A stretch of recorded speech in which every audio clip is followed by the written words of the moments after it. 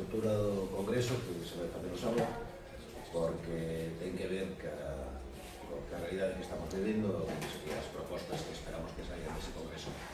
En principio vai a intervir a Fundación Juana de Vega, que tivo algunos técnicos percorrendo ahora o territorio de Ourense, falando ca xente, mirando o que pasou, o que faceu, as miles e miles de hectáreas que arderon, e falando cos veciños un pouco para entender cal é esa realidade deses lumes. Bueno, esa realidade describe o que xa levamos mirando que vivimos directamente en 2017, ainda que xa en Portugal xa se vivía antes, xa respecto xa se coñece, que a dimensión dos lumes ha cambiado. Xa non estamos falando de lumes de 10 hectáreas, sino que ahora cada vez que se produce un lume deste tipo ten capacidade para quemar deceas de miles de hectáreas. Falamos de incendios de sexta xeración que señalan a súa propia atmósfera e que son absolutamente imposibles de abordar. Por lo cual temos un problema.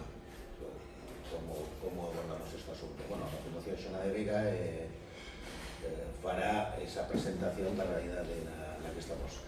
Logo vai intervir a Universidade de Vigo con a Ingeniería Forestal, porque dende 2019 están cun estudio que o Filopotec, que foron quen de entender do punto de vista da ciencia cal é o comportamento dos lumes e posibles solucións.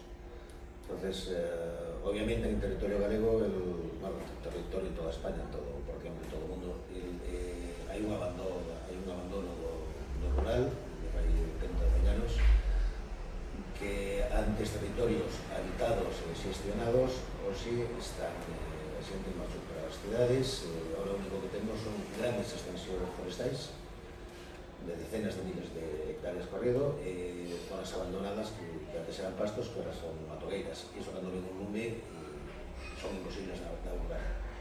Para que se faga unha idea, nos incendios de California deste ano interviron 18.000 bombeiros e 83 aeronaves.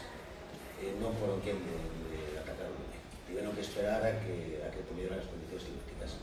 Bueno, esa é a realidade a que nos enfrentamos. Entón, nos, das comunidades de montes, pensamos que temos que formar parte da solución e incorporarnos a buscar esas solucións. Non podemos estar mirando todos os montes a espera de que un lume que sabemos que irá. Entón, bueno, na terceiro bloque do Congreso intervirán a Asociación Forestal de Galicia, a Organización Galega de Montes, o Observatorio de Comunidades de Montes de Galicia, que está formado por a Facultade de Ciencias Agronómicas, Fundación Juana de Vega, Fundación Isla Couto. Precisamente para abrir o marco, abrir a ollada e deixar de pensar en esos lumes pequenos que nos poden afectar como comunidades de montes, sino que empezar a falarse de lumes de territorio. Cando nos falamos de lume de territorio, pensar en un lume que empezara no Galiñeiro con un noreste de 30 nudos e todo baixo Miño, que é o noso caso, tanto a Serra da Broma do Argallo podría arder en 2 ou 3 semanas. O sea, a dimensión é todo completamente distinta. E queremos traballar como comunidades de montes, empezando a falar da administración, con os distritos forestais, os concellos, a veciñanza, para intentar abordar este do proxecto. Como experiencia este verán, ante as ameazas que estábamos vendo que viñan de Ourense, vos conto que no Baixo Miño, por exemplo, nos organizamos, fomos máis de 50 comunidades de montes con labores de vigilancia, sobre todo porque volvo os 18.000 bombeiros, ou sea, un gran lume, non hai medios humanos para tallar. E ante a oleada de lumes que estaban a acontecer en Ourense, en Pontevedra non tiñamos xa medios de extinción. O sea, os brigadistas estaban todos lá.